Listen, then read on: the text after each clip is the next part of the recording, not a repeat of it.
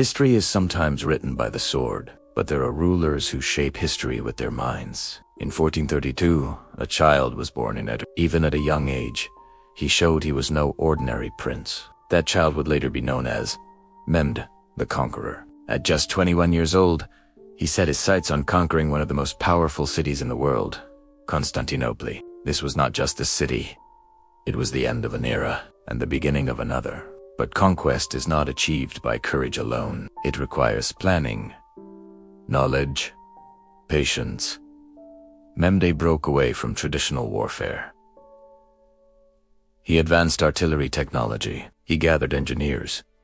He placed science at the center of war. At that time, no one believed the massive walls of Constantinople could fall. But Mehmed thought differently. What people call impossible is often simply not yet understood. He commissioned enormous cannons. The great bombards became some of the most powerful siege weapons in history. Yet his greatest brilliance was still to come. The Byzantines had sealed the Golden Horn with heavy chains. Entry by sea seemed impossible.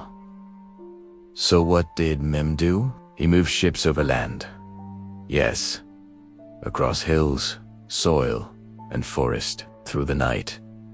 On greased wooden tracks, by dawn, the Ottoman fleet had entered the Golden Horn.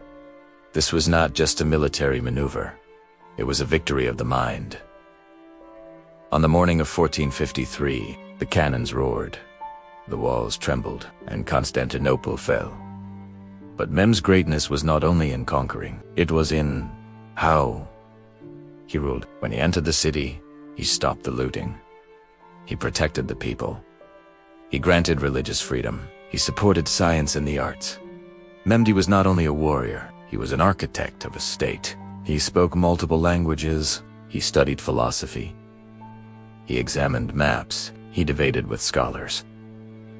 The city taken by the sword was ruled by intellect. His vision was vast. He did not only make Constantinople his capital, he made it the center of the world. Trade routes, culture, knowledge, all converged in the city now called East. Mehmed the Conqueror was more than a ruler. He proved the power of strategy. He showed that knowledge can win wars, and he left history with this truth. Power does not lie only in the army, but in the mind that commands it. Centuries later, his name is still remembered with respect, not only for the battles he won, but for the order he built. Because true leaders do not only conquer, they build. Hey everyone, and welcome back to the channel. Today, we're diving deep into the story of a man who didn't just conquer a city, but redefined an empire. We're talking about Sultan Mehmed II, better known as Mehmed the Conqueror. But this isn't just a story of war. It's a story of genius, ambition, and a vision that would shape the world for centuries to come. Most people know Mehmed for one thing, the conquest of Constantinople in 1453. But to understand how he achieved the impossible, we need to go back to his childhood. This wasn't your typical royal upbringing. From a very young age, Mehmed was immersed in an intense and diverse education. He studied history, geography, science, and literature. He wasn't just book smart, he was fluent in multiple languages, including Turkish, Arabic, Persian, Greek, and Latin. This allowed him to read ancient texts from both the East and the West, giving him a unique, multifaceted perspective on the world. His tutors were the best minds of the time, instilling in him a deep appreciation for knowledge and a relentless curiosity. This education wasn't just for show, it was the foundation upon which he would build his entire reign. He learned military strategy from past conquerors and political statecraft from the histories of great empires. Even as a young prince, one goal burned brighter than any other: Constantinople. It wasn't just a city, it was the heir to the Roman Empire, a symbol of immense power and prestige. When Mehmed ascended the throne for the second and final time, he immediately set his sights on that goal. He knew that Constantinople's legendary Theodosian walls had repelled dozens of sieges for over 1,000 years. A conventional attack wouldn't work. He needed something new, something revolutionary. He needed overwhelming firepower. This is where a brilliant but mysterious figure named Orban enters the story. Orban was a Hungarian cannon engineer who had first offered his services to the Byzantine emperor, but the Byzantines were broke. They couldn't afford his price. So, Orban went to Mehmed. The Sultan asked him a simple question. Can you cast a cannon that can shatter the walls of Constantinople? Orban promised he could. Mehmed didn't just hire him. He gave him unlimited resources. He set up a massive foundry and provided teams of workers. The result was a series of monstrous cannons, the likes of which the world had never seen. The most famous of these, often called the Great Turkish Bombard, was a true behemoth. It was over 27 feet long and could fire a 1,200-pound stone ball over a mile. Moving this beast was an engineering feat in itself, requiring a team of 60 oxen and hundreds of men. For weeks, they painstakingly dragged it towards the city walls. The firing of these cannons was a terrifying spectacle. The ground shook, and the sound was deafening. Each impact sent shockwaves through the city's defenses, slowly but surely chipping away at the ancient stone. It was a clear message. The old ways of war were over. Technology and ambition were the new kings of the battlefield. But Mehmed's strategy wasn't just about brute force. He was a master of psychological warfare. Before the siege even began, he built a massive fortress on the European side of the Bosphorus Strait, right under the Byzantines' noses. Named Rumelia Sar, or Fortress of Europe.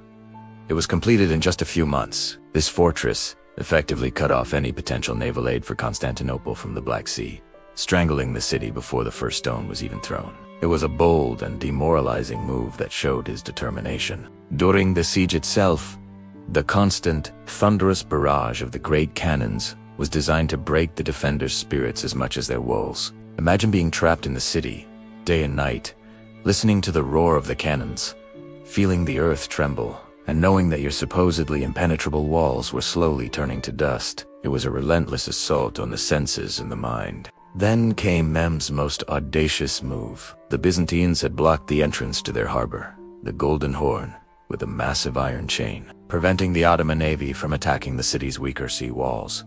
So, Mehmed did the unthinkable. He ordered his ships to be dragged overland. Under the cover of darkness, his engineers constructed a greased wooden road, and his men hauled dozens of ships up and over a hill, relaunching them directly into the enemy's harbor. When the Byzantine defenders woke up the next morning, they saw an Ottoman fleet sitting in their supposedly secure waters. The psychological blow was devastating. It was a move of pure genius that seemed to defy the laws of nature, making Mehmed appear unstoppable. On May 29, 1453, after a 53-day siege, Constantinople fell.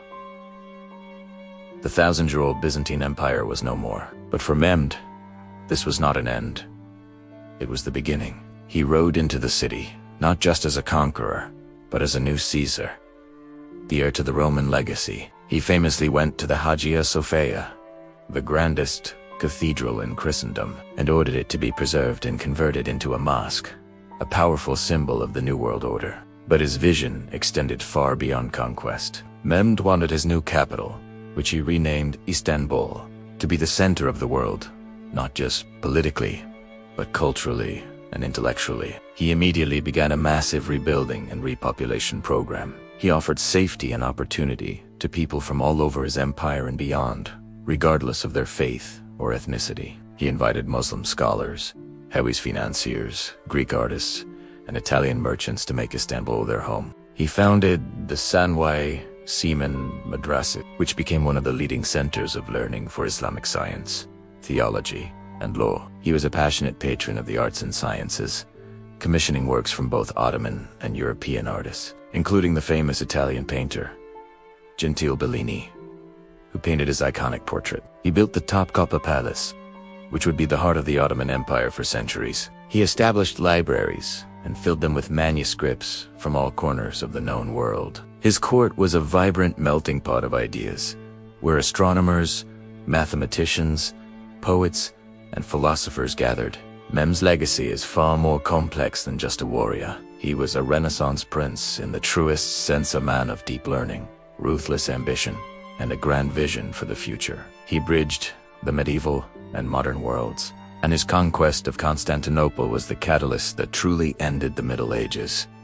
He transformed a dying city into a vibrant, multicultural metropolis, that would become one of the greatest capitals in history. His influence on the course of world events is undeniable, and his story is a powerful reminder that history is often shaped not just by swords and cannons, but by the power of a single, brilliant mind. Thanks so much for watching. If you found this story as fascinating as I do, make sure to hit that like button and subscribe for more deep dives into history. Let me know in the comments what other historical figure you'd like to see covered. See you in the next one.